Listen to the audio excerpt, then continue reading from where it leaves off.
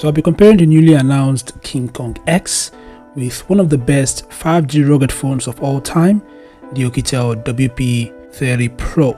And again, if you look at the rear of both rugged phones, you realize that the KingKong X has a module at the rear, like the way the camera module is positioned. It's actually quite similar to that of the Oukitel WP30 Pro. I think it's fair if I say that the KingKong X is a little bit inspired by the Oukitel WP30 Pro. Anyway, let's quickly compare the top specs of both rugged phones. If you're new here, make sure to subscribe and turn on notifications. So without further ado, let's dig in.